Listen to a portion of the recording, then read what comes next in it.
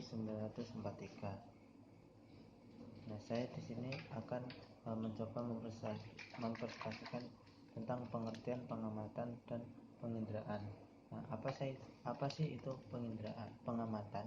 Nah, pengamatan ialah gejala mengenal benda-benda di sekitar tangan, di sekitarnya dengan mempergunakan alat indera seperti mata. Nah, sedangkan penginderaan atau sensi adalah proses masuknya stimulus ke dalam alat indera. Nah, bukan tidak setelah stimulus masuk alat indera, tapi proses masuknya. Nah, itu menyebabkan otak akan menerjemahkan stimulus tersebut. Gitu. Selanjutnya tentang pengertian tanggapan. Nah, tanggapan ialah bayangan yang tinggal dalam ingatan setelah kita melakukan pengamatan. Nah, hanya bayangan aja. Nah, menurut Listerhouten dalam Surabaya 1983 mengatakan bahwa tanggapan merupakan pengulangan kembali terhadap pengalaman-pengalaman atau aktivitas psikologi sebelumnya tanpa menghadirkan objek-objek materinya, sehingga ada proses pengamatan ulang. Ya, hanya gambaran tadi, hanya gambaran aja, tidak ada aktivitas maupun apa yang telah dilakukan, hanya gambaran bayangan. Nah, dalam tanggapan terjadi proses tanggapan masa lalu, terus masa depan, masa datang, masa kini, gitu. Selain itu, tanggapan dapat diartikan sebagai salah satu gambaran atau bayangan yang tertinggal dalam diri manusia sesudah melakukan proses terhadap suatu objek atau peristiwa. Nah, menurut Subya Brata, tanggapan selain menghidupkan kembali apa yang telah dipersepsi, juga dapat mengantisipasi sesuatu yang akan datang atau yang terjadi saat ini. Nah, tanggapan itu memiliki peran penting dalam proses belajar anak, melainkan anak didik, terus dalam proses memperoleh pengertian dalam segi apapun yang dimaksud pengertian itu. Sekian dari saya, kurang lebihnya minta maaf. Assalamualaikum warahmatullahi wabarakatuh. Assalamualaikum warahmatullahi wabarakatuh. Perkenalkan, nama saya Mujiono dari kelas MIP.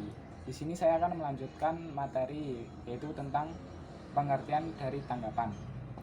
Ya, tanggapan ialah bayangan yang tinggal dalam ingatan setelah kita melakukan pengamatan. Menurut Listerhouten dalam Surya Brata 1983 mengatakan bahwa tanggapan merupakan pengulangan kembali terhadap pengalaman-pengalaman atau aktivitas-aktivitas psikologi yang sebelumnya tanpa menghadirkan objek-objek materinya, sehingga ada proses perekaman ulang. Dalam tanggapan ini terjadi beberapa proses. Ya, yang pertama, tanggapan pada masa lalu atau tanggapan ingatan. Yang kedua, tanggapan pada masa yang akan datang atau tanggapan antisipasi. Dan yang ketiga adalah tanggapan pada masa kini atau tanggapan representasi atau mengimajinasikan. Selain itu, tanggapan dapat diartikan sebagai salah satu gambaran atau bayangan yang tertinggal dalam diri manusia setelah melakukan persepsi terhadap suatu objek atau peristiwa yang dialami. Menurut Surya Brata, tanggapan selain menghidupkan kembali apa yang telah dipersepsikan, tanggapan juga dapat mengantisipasi sesuatu yang akan datang atau sesuatu yang terjadi pada saat ini. Tanggapan memiliki peran yang penting dalam proses belajar anak didik, khususnya dalam proses memperoleh pengertian. Cukup sekian materi yang saya dapat sampaikan, kurang lebihnya saya mohon maaf. Ya, materi selanjutnya akan disampaikan oleh teman saya. Sekian, terima kasih. Bismillahirrahmanirrahim. Sebelumnya, perkenalkan nama saya Neni Adelia Kusumawati, NIM 206190051 dari kelas MPIB. Di sini saya akan menjelaskan poin C, yaitu pengertian ingatan atau memori. Berdasarkan arti katanya, daya merupakan kemampuan melakukan sesuatu atau tindakan, dan ingat berarti berada dalam pikiran. Daya ingat yang dimiliki setiap orang tergantung pada persepsi atau pengalaman yang dimiliki masing-masing individu. Di sini saya mengutip pendapat Walgito yang mana daya ingat atau memori merupakan tidak hanya kemampuan untuk menyimpan apa yang sudah dialami atau pernah dialami, namun juga termasuk kemampuan untuk menerima, menyimpan, atau menimbulkan kembali apa yang telah diketahui. Aktivitas pada seseorang tidak hanya ditentukan oleh pengaruh masa kini, tetapi juga masa lampau. Dari kenyataan ini, maka setiap orang dituntut mampu menerima, menyimpan, dan memproduksi suatu kesan-kesan kemampuan yang mana seperti ini disebut dengan ingatan. Selanjutnya, menurut Atkinson dan kawan-kawan, ingatan memiliki 3 tahap. Tahap yang pertama yaitu tahap encoding, yang artinya mengartikan ide atau gagasan dalam bentuk yang dapat dikomunikasikan kepada orang lain atau penerima pesan. Tahap yang kedua yaitu tahap storage stage atau tahap penyimpanan, merupakan mempertahankan atau menyimpan kode-kode ingatan secara terorganisasi dalam kurun waktu tertentu. Tahap yang ketiga yaitu retrieval stage, yang artinya mendapatkan kembali atau menggali nama-nama kode dalam ingatan yang pernah diterima sebelumnya. Selanjutnya, tingkat penyimpanan memori itu ada 3 macam. Yang pertama yaitu sensory register, yang merupakan sel tempat pertama kali suatu informasi diterima dari luar. Informasi ditangkap dalam bentuk asli dan hanya tersimpan beberapa detik saja. Contohnya guru saat mengajar di depan kelas yang sedang memberikan materi terhadap peserta didiknya. Peserta didik hanya bisa menangkap informasi tersebut dalam waktu itu saja, kecuali informasi tersebut dicatat peserta didik di buku tulis. Yang kedua yaitu short term memory atau STM. Informasi bisa bertahan sedikit lama, namun jika tidak diulang-ulang atau dilatih, maka informasi tersebut akan hilang juga. Contohnya dalam mengingat nomor telepon. Yang ketiga yaitu long term memory atau LTM, yang artinya kapasitasnya cukup besar dan dapat menyimpan informasi untuk sebuah cukup periode lama atau memori jangka panjang. Contohnya mengingat masa dulu kita, masa kecil kita. Masa kecil kita pernah dirayakan ulang tahun. Itu akan pada saat kita dewasa, kita akan bisa mengingat hal tersebut karena hal tersebut sangat berkesan dalam hidup kita. Terima kasih. Assalamualaikum warahmatullahi wabarakatuh. Perkenalkan, nama saya Nita Dwi Rahayu. Saya dari kelas MPIB dengan NIM 2061954. Saya di sini dari kelompok 1 mata kuliah psikologi akan menjelaskan tentang pengertian reproduksi. Apa sebenarnya reproduksi itu? Dalam psikologi, reproduksi diartikan sebagai proses munculnya tahapan dari keadaan bawah sadar diri seseorang ke dalam keadaan sadar. Reproduksi sendiri dapat muncul karena adanya pengaruh dari luar dan adanya pengaruh dari dalam atau muncul secara spontan.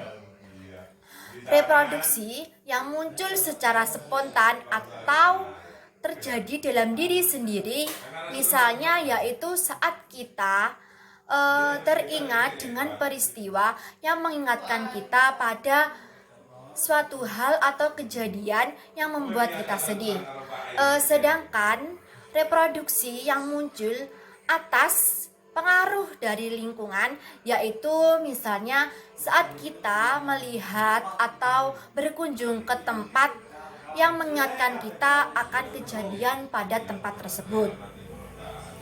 Reproduksi sendiri berdasarkan sifatnya terbagi menjadi dua, yaitu reproduksi terikat dan reproduksi tidak terikat.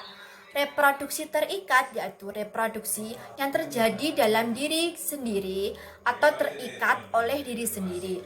Dan sedangkan reproduksi yang tidak terikat yaitu reproduksi yang terjadi akibat pengaruh dari luar atau tidak terikat oleh diri sendiri. Sekian presentasi dari saya dan penjelasan dari saya. Apabila ada kurang lebihnya mohon maaf. Akhir kata, wassalamualaikum warahmatullahi wabarakatuh. Saya Rizky Uli Nikmah, NIM 065. Di sini saya akan menjelaskan pengertian asosiasi. Asosiasi dalam psikologi diartikan sebagai proses sangkut paut antara tanggapan satu dengan tanggapan lain di dalam jiwa individu.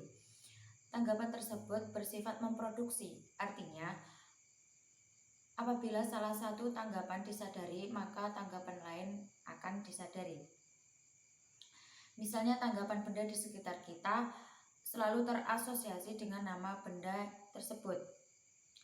Asosiasi dengan reproduksi memiliki hubungan yang sangat kuat, yaitu setiap proses asosiasi memerlukan reproduksi. Kemudian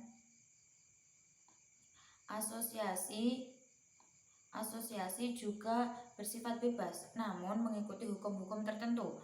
Hukum-hukum tertentu tersebut dikemukakan oleh Aristoteles yang berbunyi yakni hukum satu, hukum sama waktu. Artinya tanggapan-tanggapan yang muncul itu pada saat yang sama dalam kesadaran akan terasosiasi bersama. Contohnya seperti jika individu mengingat dosennya, maka ia akan ingat cara mengajarnya. Hukum 2 yakni hukum berurutan. Artinya tanggapan ini mempunyai hubungan berturut-turut berasosiasi dan berproduksi ke dalam kesadaran. Contohnya seperti huruf-huruf abjad, melodi, musik, dan lain sebagainya. Selanjutnya hukum persamaan. Artinya tanggapan yang hampir sama dan benda-benda yang ham itu bersama berasosian berproduksi ke dalam kesadaran. Contohnya potret itu bisa menimbulkan orang. Kemudian hukum perlawanan yang artinya tanggapan-tanggapan yang berlawanan berasosiasi dan reproduksi kesadaran. Contohnya tua dan muda, besar dan kecil. Selanjutnya hukum sebab akibat. Artinya tanggapan-tanggapan yang mempunyai kaitan yang logis satu sama lain timbul bersama, berasosiasi dan direproduksi ke dalam kesadaran. Contohnya yaitu hujan yang lebat itu menimbulkan jalan licin. Pada proses asosiasi juga terdapat hambatan emosional. Hambatan tersebut yaitu rasa malu, kecemasan, rasa minder, rasa takut yang akan menghambat proses reproduksi dan asosiasi. Untuk itu individu harus bisa menumbuhkan perasaan atau suasana yang seimbang. Sekian, terima kasih.